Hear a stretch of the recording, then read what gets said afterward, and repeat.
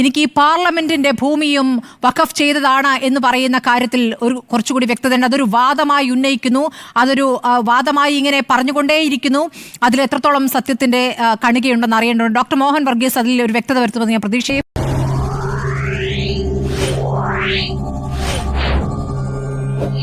Parliament മന്ദിരമിരിക്കുന്ന ഭൂമിയും വഖഫ് ഭൂമിയാണെന്ന അവകാശവാദം ഉന്നയിച്ചു. അതിപ്പോൾ കോടതിയിലാണ് എന്ന രൂപത്തിൽ ഇന്ന് റിജിജു ആവർത്തിച്ച് പറയുന്നുണ്ട്. UPA കാലത്ത് ഇങ്ങനെ ഭൂമി മുഴുവൻ വഖഫിന് ഇട്ടുകൊടുക്കുകയായിരുന്നു എന്ന രൂപത്തിലുള്ള പ്രതികരണം കൂടിയാണ് ഇന്ന് ഭരണപക്ഷം നടത്തിയത്. എന്താണ് അതിന്റെ സത്യാവസ്ഥ? ഏറ്റവും വൈകാരികമായ ഒരു പ്രതികരണമാണത്. തീർച്ചയായും ന്യൂനപക്ഷകാര്യമന്ത്രി കിരൺ റിജിജുവിനെ സംബന്ധിച്ചിടത്തോളം ഇതിനെ വൈകാരികവൽക്കരിക്കുക എന്നൊരു ഉദ്ദേശം തീർച്ചയായിട്ടും അതിന് പിന്നിലുണ്ട്. തങ്ങൾ ഇരുന്ന് ഡിബേറ്റ് ചെയ്യുന്ന ഈ ഫ്ലോർ ദ ഹൗസ് തന്നെ തർക്ക പ്രദേശമായി ഒരുപക്ഷെ വരാം എന്നാണ്. ഇപ്പോൾ തർക്ക പ്രദേശമാണ് എന്ന് പറയുന്നില്ല. കിരൺ റിജിജു പറഞ്ഞ വാക്കുകൾ കുറച്ചുകൂടി ശ്രദ്ധിച്ചാൽ മനസ്സിലാകും. വാദത്തിന് വേണ്ടി പറയാം, മുൻകാലങ്ങളിലേക്ക് നമ്മൾ നുള്ളിയിട്ടാൽ മുഗൾ ചക്രവർത്തിമാരും അതിനു മുൻപുള്ള ഖിൽജിമാരും അല്ലെങ്കിൽ തുഗ്ലക്മാരും എല്ലാം തന്നെ ഭരിച്ചിരുന്ന സമയത്ത് ഡൽഹിയിൽ പല പ്രദേശങ്ങളും ഒരുപക്ഷെ വഖഫ് ചെയ്തിട്ടുണ്ടാവാം. കാരണം ഇസ്ലാം മതത്തിന് 1000-ലധികം വർഷത്തെ പഴക്കമുണ്ട് ഇന്ത്യയിൽ.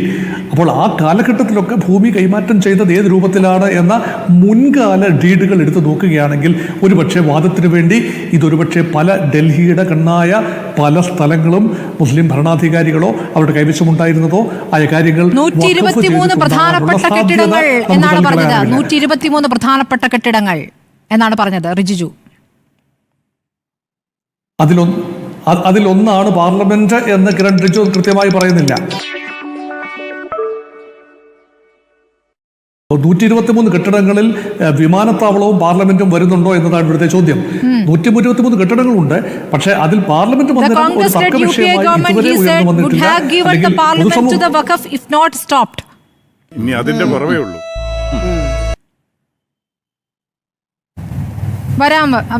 എന്ന് പറഞ്ഞാൽ ചെയ്യുമായിരുന്നു എന്നാണ്. ചെയ്യുമായിരുന്നു എന്നാണ്. അതിനെയാണ് ഒരു കോടതി വ്യവഹാരമായി അടുത്ത പടി കടന്നു. അടുത്ത പ്രതികരണം വരുമ്പോഴേക്കും കണ്ടില്ലേ കാര്യങ്ങൾ എങ്ങനെയാണ് വളരെ വേഗം കടന്നു പോകുന്നതെന്ന്.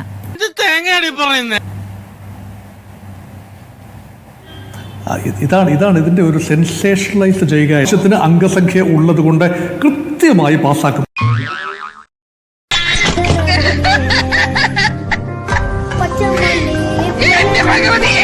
ഇതിലൊരു പക്ഷേ ഏറ്റവും നിർണായകമായ ഘടകമെന്ന് പറയുന്നത് ലോക്സഭയിൽ ഇത് പാസ്സാക്കുമോ, ഇത് ഡൽഹിയിലെ പാർലമെന്റ് ഒരുപക്ഷെ വഖഫിന്റെ പ്രോപ്പർട്ടിയാണോ ഇല്ലയോ എന്നതല്ല, മറിച്ച് ഇന്ത്യയിലെ ന്യൂനപക്ഷ സമുദായങ്ങൾക്കിടയിൽ ഒരു ആശയക്കുഴപ്പമുണ്ടാക്കാൻ തീർച്ചയായും ഈ ബില്ല് കൊണ്ട് സാധിച്ചു എന്നത് നിസ്തർക്കമായി പറയാം.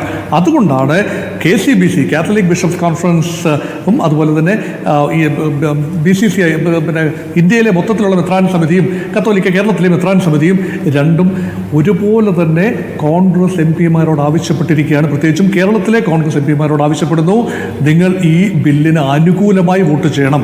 അത് മാത്രമല്ല, ഒരു ബിഷപ്പ് കുറച്ചുകൂടി കടന്നു കയറി പറഞ്ഞു, 5 വ്യവസ്ഥകൾ, ഈ ബില്ലിലെ 44 വ്യവസ്ഥകളുള്ളതിൽ 5 ഭേദഗതികൾ വ്യക്തമായി അതിന് അനുകൂലമായി വോട്ട് ചെയ്യണം എന്ന താല്പര്യം കത്തോലിക്ക സഭ പ്രകടിപ്പിച്ചിരിക്കുകയാണ്. അത് ഏതാണ്ട് ഔപചാരികമായി തന്നെ പ്രകടിപ്പിച്ചിരിക്കുകയാണ്. അതിനർത്ഥമെന്ന് പറയുന്നത് യഥാർത്ഥത്തിൽ ഈ ബില്ല് മൂവ് ചെയ്തവരുടെ മുന്നിൽ ഈ minority communities, Christian and Muslim minorities തമ്മിൽ പരസ്പരം ഈ കാര്യത്തിലെങ്കിലും യോജിപ്പില്ല. അതിന് മുനമ്പം ഒരു കാറ്റലിസ്റ്റായി മാറിയിരിക്കുന്നു എന്നതാണ് ഇതിന്റെ വിഷയത്തിൽ മാത്രം നോക്കിക്കൊണ്ട് അതിനെ കാണുന്നത് എങ്ങനെയാണ് ഡോക്ടർ മോഹൻ വർഗീസ്? സഭാ നേതൃത്വങ്ങൾ അതെങ്ങനെയാണ് അങ്ങനെ കാണുക? അങ്ങനെയെങ്കിൽ മുസ്ലിം ബോർഡിൽ, വഖഫ് ബോർഡിൽ 2 അംഗങ്ങളെങ്കിലും ന്യൂനപക്ഷ സമുദായത്തിന് പുറത്ത്, മുസ്ലിം സമുദായത്തിന് പുറത്തു നിന്ന് ഉണ്ടാകണം എന്ന ഒരു ചേഞ്ച്, അത് ഏത് രീതിയിലാണ് അംഗീകരിക്കപ്പെടുക? അത് ഒരുപക്ഷെ ക്രൈസ്തവ സമുദായം പ്രസ് ചെയ്യുന്നില്ല. പക്ഷേ വഖഫ് 40ാമത്തെ ക്ലോസ്, ആർട്ടിക്കിൾ അല്ലെങ്കിൽ സെക്ഷൻ 40, ആ സെക്ഷൻ 40 വളരെ നിർണായകമാണ് എന്ന് എല്ലാ ക്രൈസ്തവ വിഭാഗങ്ങളും പറയുന്നു. അതനുസരിച്ച് ഒരിക്കൽ വഖഫ് ചെയ്യപ്പെട്ടാൽ അല്ലെങ്കിൽ വഖഫിൻ്റെ ഭൂമിയാണെന്നൊരു ക്ലെയിം വന്നു കഴിഞ്ഞാൽ അത് പിന്നെ വഖഫ് ട്രൈബ്യൂണലിന് മാത്രമേ അത് പരിശോധിക്കാനോ അതിലെ തർക്കങ്ങൾ പരിഹരിക്കാനോ കഴിയൂ. നാടിന്റെ നിയമ സംവിധാനത്തിന് അതിന്മേൽ ഒരു ഇടപാടും ഡോക്ടർ മോഹൻ വർഗീസ്. അങ്ങനെയല്ലെന്ന വ്യാഖ്യാനവും അങ്ങനെയല്ലെന്ന പ്രചാരണവും എന്തുകൊണ്ടാണ്? അത് BJP നടത്തുന്ന പ്രചാരണമാണ്. അതിനെ എങ്ങനെയാണ് സഭകൾ ഏറ്റുപിടിക്കുന്നത്? ഏതാ നിന്റെ രാജ്യം? കുതിരവട്ടമല്ലല്ലോ. അല്ല, അത് പ്രചാരണം മാത്രമല്ല, ഇതിനകത്തൊരു നിയമവാഴ്ചയുടെ ഒരു എലമെന്റ് അതിനകത്ത് വരുന്നുണ്ട്. റൂൾ ഓഫ് ലോയുടെ ഒരു എലമെന്റ് ഉണ്ട്.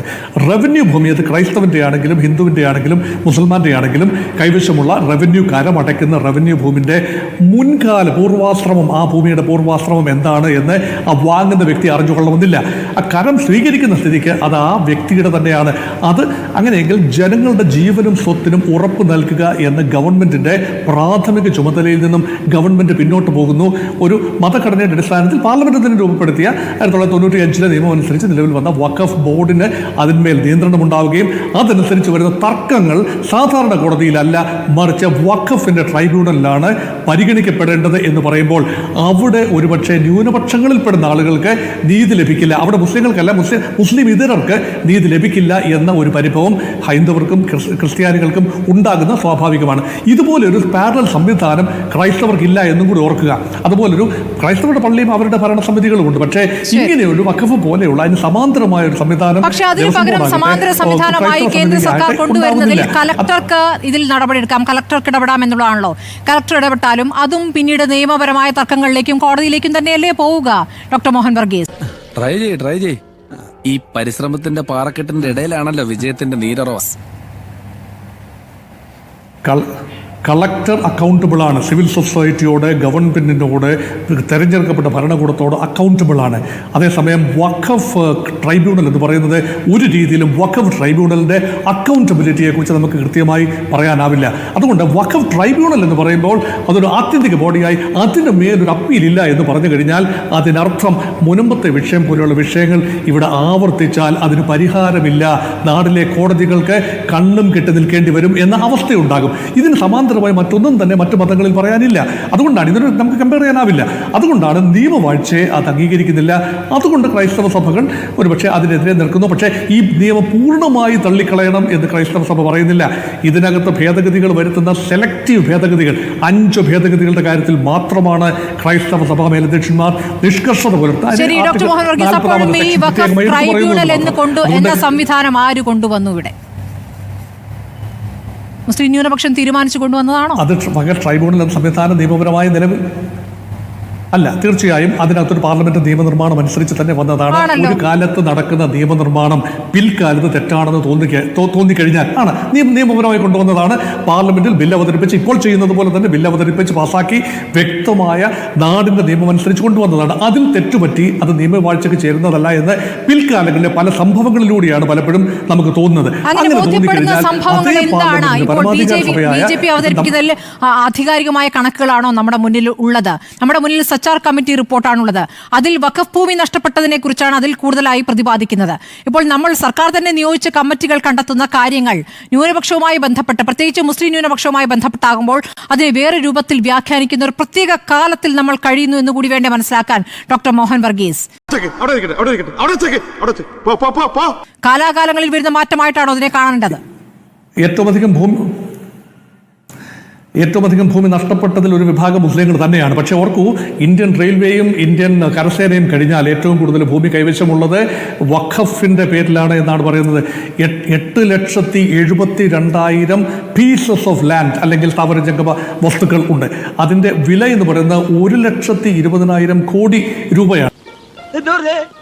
അത്രയും മൂല്യമുള്ള ഏതാണ്ട് 1 ലക്ഷത്തോളം ഏക്കർ, 10 ലക്ഷത്തോളം ഏക്കർ, 9 ലക്ഷത്തി സംതിങ്, അത്രയും ഏക്കർ ഭൂമിയുടെ ഉടമസ്ഥാവകാശം അല്ലെങ്കിൽ കൈവശാവകാശം അല്ലെങ്കിൽ നിയന്ത്രണാവകാശം ഉള്ള വഖഫ് ബോർഡിനെ തുച്ഛീകരിച്ച് നമുക്ക് കാണാനാവില്ല. എത്രത്തോളം ഭൂമി അന്യാധീനപ്പെട്ടു പോയി എന്ന് പറഞ്ഞാലും ഇപ്പോഴും അത് ജനസംഖ്യാനുപാതികമായി നോക്കുമ്പോൾ മറ്റൊരു ട്രസ്റ്റിനും ഒരു ബോർഡിനും ഒന്നും അത്രയധികം ഭൂമിയുടെ അവകാശം പറയാനാവില്ല. അതുകൊണ്ട് തന്നെ അതൊരു നിർണായകമായ ഘടകമാണ്. ഇതേക്കുറിച്ച് രാജ്യവ്യാപകമായ ചിന്ത ഉണ്ടാകേണ്ടതാണ്. നാളുകളിൽ ഏതെങ്കിലും ഒരു പ്രദേശം മുൻകാലങ്ങളിൽ പാർലമെന്റിന്റെ കാര്യം പറഞ്ഞതുപോലെ, അതുകൊണ്ടാണ് പാർലമെന്റിന്റെ കാര്യം കിരൺ റിജ്ജു ആവർത്തിച്ച് പറഞ്ഞതെന്നാണ് എനിക്ക് തോന്നിയത്. കാരണം ഇതൊരു തരം അതിശയോക്തി കലർന്ന ഒരു പ്രയോഗമായി എനിക്ക് തോന്നി. എങ്കിൽ പോലും ഇത് ചൂണ്ടിക്കാണിച്ചതിന്റെ പിന്നിലെ യുക്തി എന്ന് പറഞ്ഞാൽ നാളെ ശ്രീമതി സ്മൃതിയോ ഞാനോ ഇപ്പോൾ വസിക്കുന്ന ഒരു സ്ഥലത്തിന്റെ മേൽ വഖഫ് ഭൂമിയായിരുന്നു ഒരു കാലത്ത് എന്ന് പറഞ്ഞാൽ അത് അങ്ങനെ അല്ല എന്ന് തെളിയിക്കേണ്ട ചുമതല നമ്മുടെ മേൽ വന്നു വീഴും എന്നതുകൊണ്ട് അതിനകത്തൊരു ലെവൽ പ്ലേയിങ് ഫീൽഡ് ഉണ്ടാകണം എന്നതാണ് അതിന്റെ പോസിറ്റീവ് സൈഡ്.